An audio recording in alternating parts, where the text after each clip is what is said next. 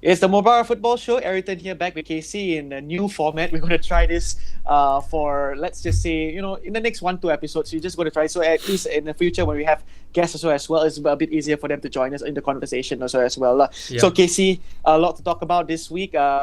First things first, let's talk about that Liverpool game where they failed to capitalize and go 7 points clear. What do you think? Yeah, we played against Leicester, and for those who didn't know, it's a 1-1 draw.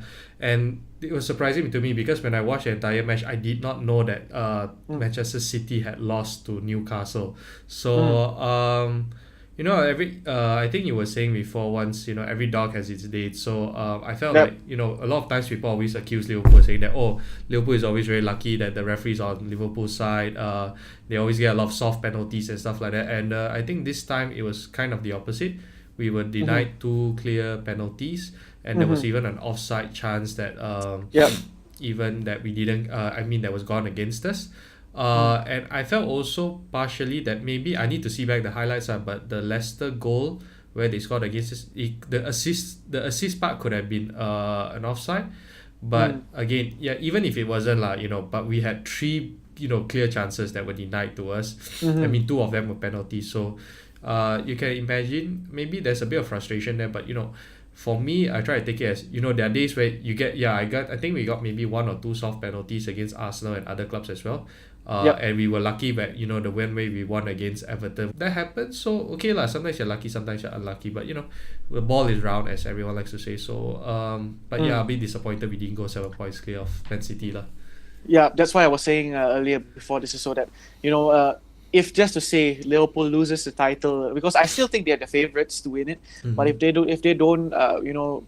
don't pick things up from and come back from this, they are going to rue this day, the day that they didn't pick up the points against Leicester City, because Yeah. having a psychological advantage of going 7 points clear is massive. I still think like what 5 points now, 5 points clear Five is still points. catchable, but going 7 points clear, where Liverpool has to drop 2 games and also probably lose 2 and draw 1. That could have been game, set and match ready for Liverpool. They could coast their way to the title, but Yeah. right now 5 points, it's still catchable. They still have to play Man City, and also they still have to play 2 of the big 6 teams. It's still anyone's game. It's still Wait, anyone's. wait, Yeah. wait, you say they have to play Man City, as in Liverpool? Yeah. No, Liverpool has already played Man City twice. Yeah. Oh, yeah, sure, Yeah. sure. We drew the first one and lost the second one. Yeah. That's the only loss. But Yeah. the thing I see is we have to play against Manchester United, and playing against Manchester United at home. Old Trafford, At yeah, Old at Trafford, Old yeah. Trafford, yes. So that would be very difficult. I expect us to either draw or even drop points. To be honest, but. Yeah. Again, maybe just a quick prediction from you. So, because Manchester United did draw recently, do you think that their momentum will be slightly disrupted by that?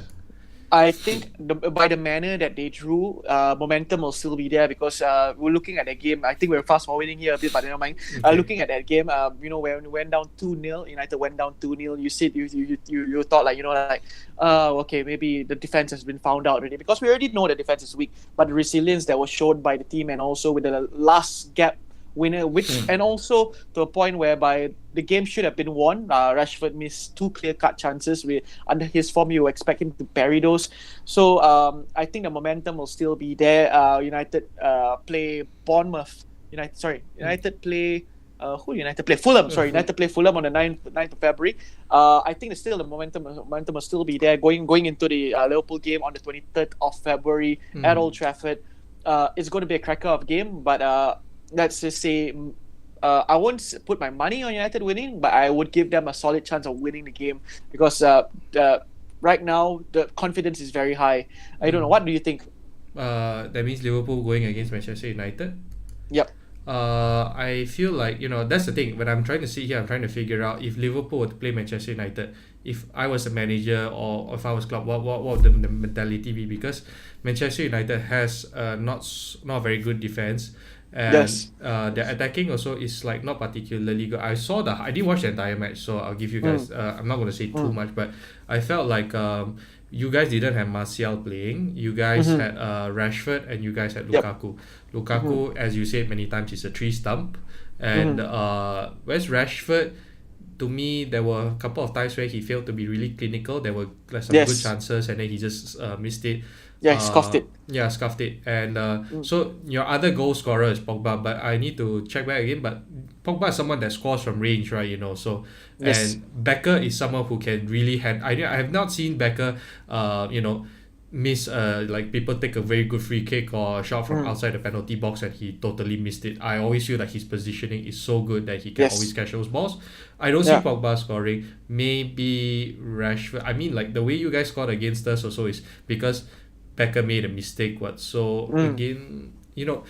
I don't know if you guys can. I don't know what will be the way that Manchester United will beat Liverpool, but Yeah, I think the only way United is going to beat Liverpool on that day is to catch them on the counter attack, because I think mm, in terms of wing play, I think we brought back that wing play kind of mentality from the Ferguson era. mm, United might break on the counter attack, but possession wise, I still think Liverpool might just have the possession wise. mm, But on the counter attack, you'll never know. Hence why I say, like, you'll never know how this game, because if Mourinho was still in charge, okay, let's talk about if Mourinho was still in charge, it's a clear cut who was going to win already. But this time, you will never know how it's going to win. And if United is going to get something from that game, it's going to be through the counter attacking wing play. mm, mm.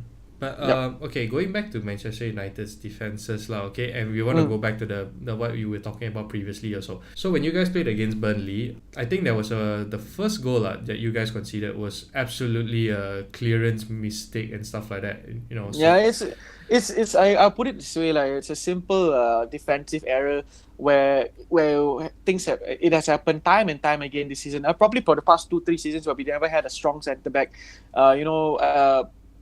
It was expected. I think you can see Ashley Young. I don't know why he was complaining, whereby he was also yeah, out of position. I don't know why he was complaining, and that ball coming in could have been easily defended. I won't say easily defended, but could have something could have been done. So I don't know why he was standing there like a statue and blaming Lindelof. I said, why didn't you do something about it? It's like, my God, bro, what are you doing, man? You are just standing there like a statue. So the defense right now, we don't have a strong centre back.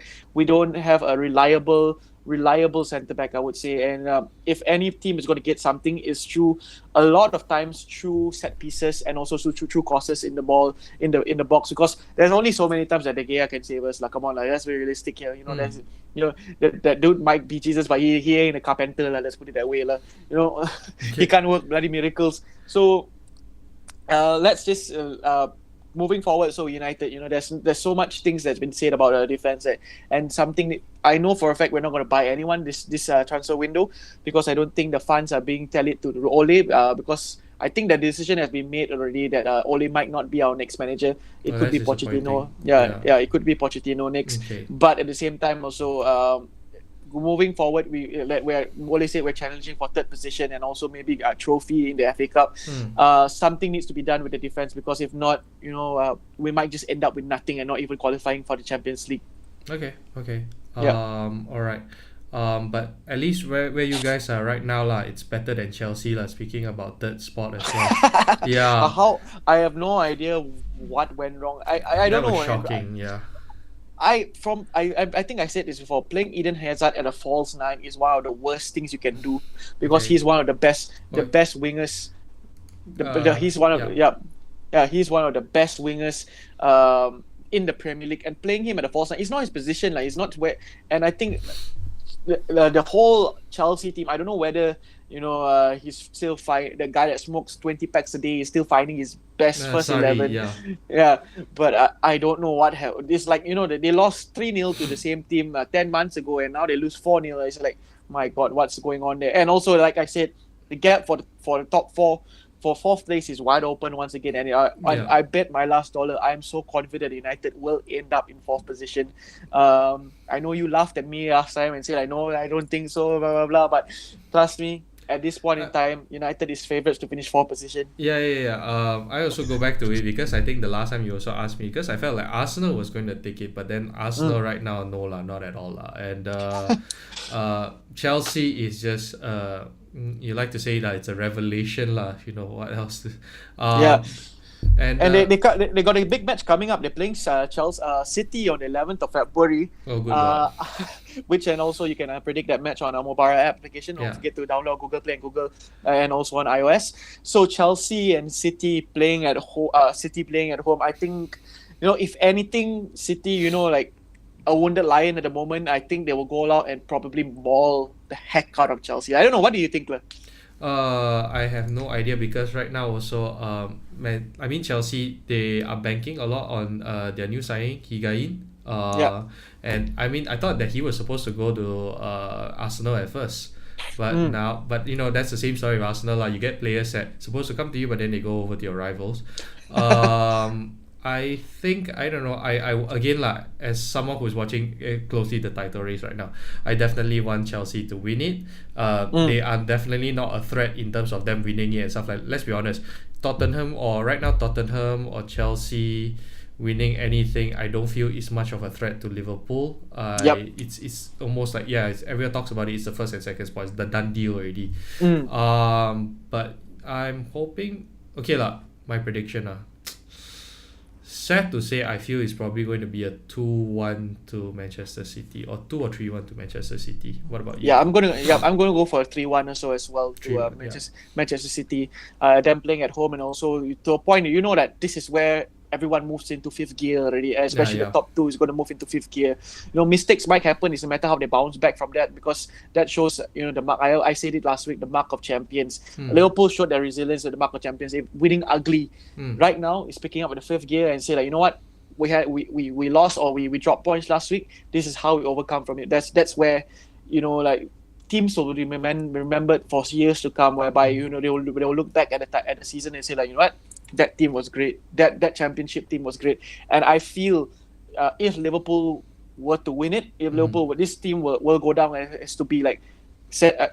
I would say actually one of the best attacking teams in the Premier League history. At the turn of the century. And also because they're playing beautiful football at the moment. At the top three, the front three for Liverpool is I would say I can put it up with one of the best in Europe as well. Hence why Liverpool needs to win this. I don't know, people I watch all the Liverpool videos, they say this means more. See, obviously you guys haven't won it since 1990, since the year you were born bro. Basically how old I am is basically how old since Liverpool has won it lah. Yeah, so since the Liverpool last won the league, I was 1 year old. So thank God I don't have to remember that. The only thing I had to remember was you guys winning the Champions League in 2005, and that wasn't a pleasant experience for me as well. I don't get it. Why is that an pleasant experience for you? Okay. Yeah. So honestly speaking, if Liverpool win the league, so you will not hear from me for the next 2 or 3 weeks or so. If Liverpool wins the league, I'll give you a bit of a break lah. Okay. But you have to admit lah, Manchester United fans have been coming at Liverpool fans for since I was born. So it's good for a change for me lah, at least once lah. Give you this time lah. You have to give it to us, Okay. All right. Okay, last one. Okay. And I think this one is maybe a bit more Manchester United for you lah. Okay. Right now, Manchester United have yet to play Liverpool and Man City. They still have remaining games against these two teams. Okay. Who do you think who are the ones that you think you guys will beat or draw or lose to? I mean, what do you think would be the results of those two? Because honestly speaking, going in right now, I think we can beat anyone. We can beat both of us. I think we can beat anyone. Obviously, realistically, for a fact, Liverpool and Man City are stronger teams than United in terms of like the full structure of the first 11. But I think given chances, United might beat both of them. But at the same time, miracles have happened before. I won't call it a miracle if we beat either of Liverpool and City at the moment. But if I were to choose who is easier to beat, I would probably... Okay, I'm sorry to say this, but I'll probably say Liverpool. Because you know why? City has that resilience, and I don't know why. It's that resilience whereby they have... But Guardiola, for some reason, has United's number, whereby he always knows how to dismantle the United style of play, United's defense, United's attacking, how to muffle the attack.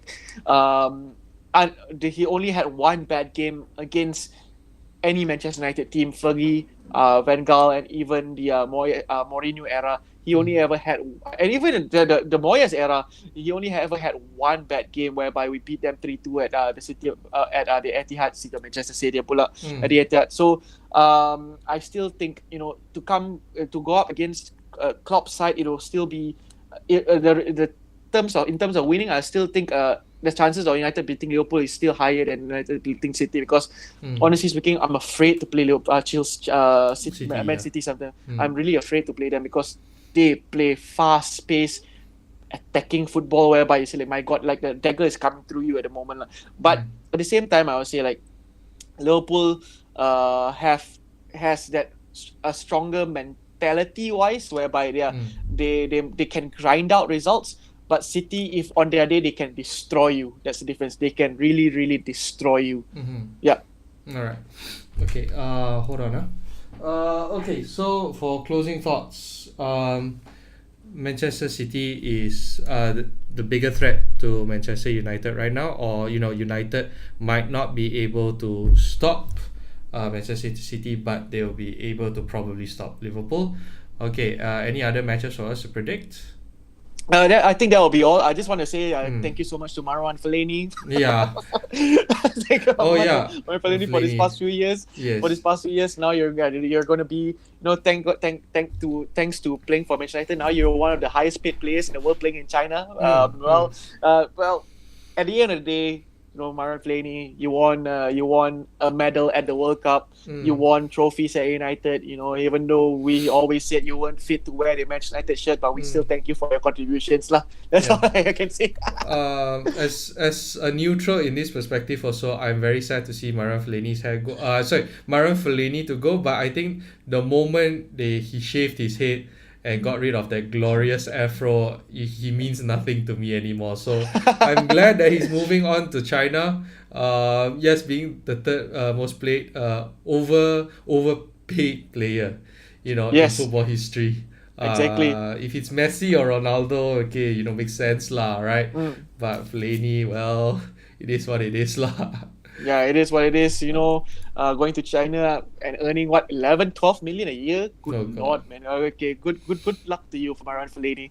So yeah, I think that's our episode for this week. Hopefully we'll sort out the kinks for next week's episode. Yeah. So this is Ayrton and Casey signing out for the Moobara Football Show. Follow us on our social media and also on Facebook and Instagram at Moobara.